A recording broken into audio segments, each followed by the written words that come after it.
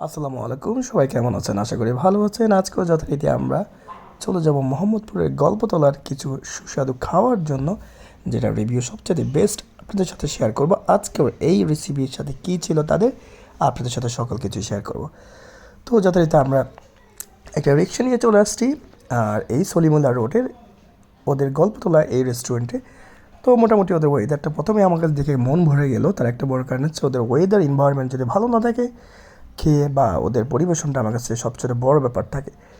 তো খাওয়ার আগে অবশ্যই পরিবেশনটা দেখা ভালো, যেটাকে আগে বলে দর্শনদারি তারপরে গুণ বিচারি। আর গল্পতলা হচ্ছে আপনার ঠিক সলিমুল্লাহ রোডে, সবাই চিনে। সলিমুল্লাহ রোডের মাঝখানে হাতের বাম দিকে আসলেই এই রেস্টুরেন্টটা আপনি পেয়ে যাবেন। আমি দুই পাশ থেকে আপনাকে দেখিয়ে দিচ্ছি।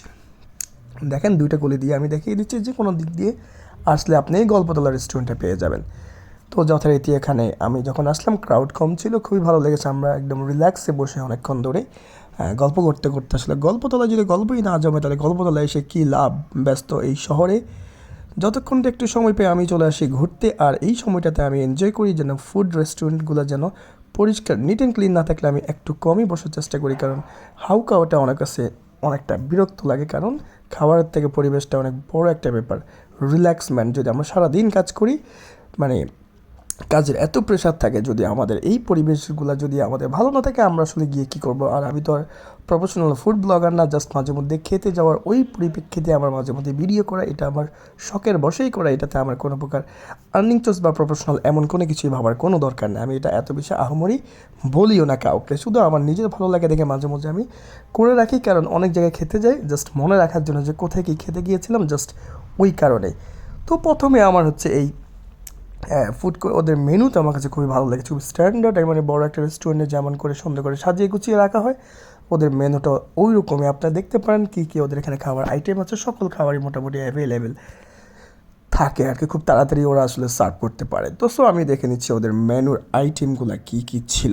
তো যথারীতি আমরা যে আইটেমগুলো অর্ডার করবো সেটার মধ্যে হয়েছে, আমি আপনাকে দেখিয়ে দিচ্ছি, আমরা ফিশ একটা আইটেম অর্ডার করব আর একটা মিট বল অর্ডার করবো আর কি। ঠিক আছে, তো মিট বল আমি মাঝখানে যে বারবিকিউ চিজি যে চিকেন মিট বলটা আছে 220 টাকার, এটা অর্ডার করেছি।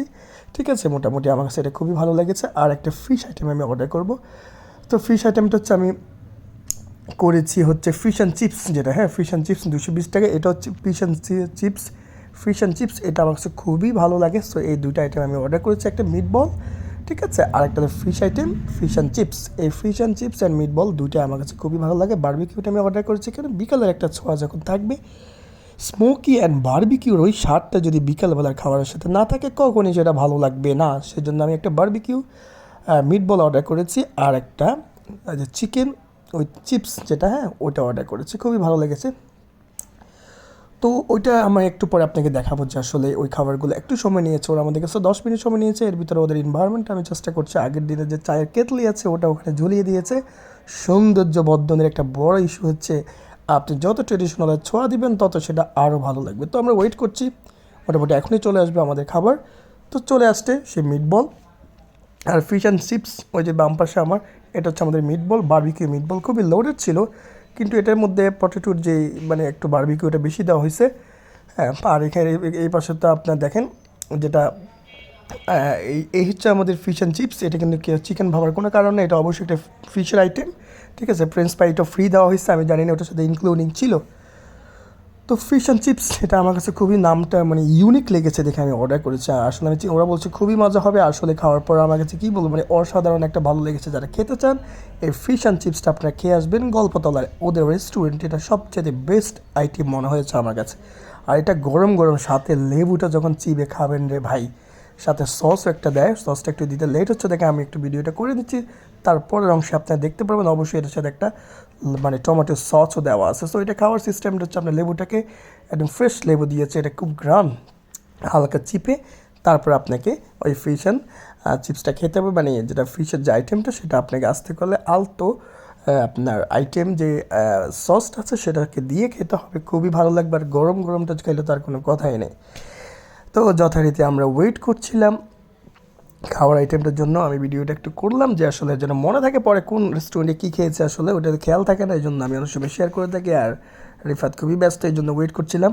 ও বলতেছে ভাই আমি একটু ছবি তুলে রেখে, আমার মনে থাকে না অনেক সময় এত রেস্টুরেন্টে যে আমাদের সসটা দিয়ে গেলো। এখন আমরা টেস্ট করবো যে এটার খাওয়ার আইটেমটা কোন জায়গার কী এরকম টেস্ট ছিল।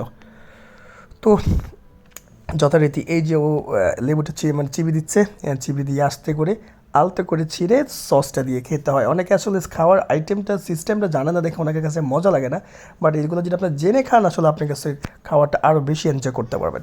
তো একটা সস নিয়ে ওকে টেস্ট করলো যে না অসাধারণ ভাই, অসাধারণ লেগেছে, মানে নতুন একটা আইটেম, এটা কোনো চিকেনের কোনো আইটেম না। তো খাওয়া দাওয়া শেষে প্রায় মনে করলাম ভাই একটা যদি ওদের মশালা চা, এটা অস্থির লেগেছে আমার কাছে ভাই। অনেক জায়গায় চা খেয়েছি কিন্তু ওদের এই স্পেশালি ওরা কিন্তু চায়ের জন্য বিখ্যাত, এই গল্পতলা রেস্টুরেন্টটা। তো এখন ওরা অনেক আইটেম অ্যাড করেছে, এখন যেহেতু ওরা অনেক আইটেম অ্যাড করেছে তো তার পাশাপাশি আমি বললাম যে না চা না খেলে কি আর হয় ভাই, চাটা খেয়ে দিলাম। কিন্তু আমার মেইন একটা বদভ্যাস আছে, আপনারা তো জানেনই যারা আমার রেগুলার ভিডিও দেখেন, আমি খাওয়ার পরে যদি মিষ্টি জাতীয় জিনিস না খাই আমার মন ভরে না ভাই। তো আজকে যথারীতি আমি এই মিঠাইতে চলে গেছিলাম ওদের এই বাদামের শরবতটা খাওয়ার জন্য, 180 টাকা হাফ লিটার। তো যারাই যাবেন মোহাম্মদপুরে মিঠাইতে যাবেন, ওদের এই পেস্তা বাদামের এই শরবতটা খাওয়ালে হচ্ছে দিল খুশ হয়ে যাবে আপনার, পুরান ঢাকার বাসায় যদি বলে। তো 180 টাকা আমার কাছ থেকে নিয়েছে, আমাকে রিটার্ন যে চেঞ্জটা দিয়েছে। তো সর্বোপরি আমার কাছে ভালোই লেগেছে, এই যে একটু আমি গ্লাসে ঢেলে ঢেলে খাচ্ছিলাম। তো লাস্টে খাওয়ার পরে আমরা একটু চিন্তা করলাম বাসার জন্য একটু মোমো নিয়ে আসি। তো মোমোটা আমি এইখান থেকে স্ট্রিট ফুড থেকে নিলাম, এটা মোমোটা সবচেয়ে নাকি বিখ্যাত নাগা যে মোমোটা আছে সেটা নিলাম। তো আজকে এখানেই ছিল, সবাই ভালো থাকবেন, সুস্থ থাকবেন। আগামী আমাদের যে কোনো ব্লগে আবারও দেখা হবে আপনাদের সাথে। সে পর্যন্ত সবাই ভালো থাকবেন, সুস্থ থাকবেন, সোহেল নিজাম ব্লগের সাথে থাকবেন। আসসালামু আলাইকুম, সুস্থ থাকবেন সবাই।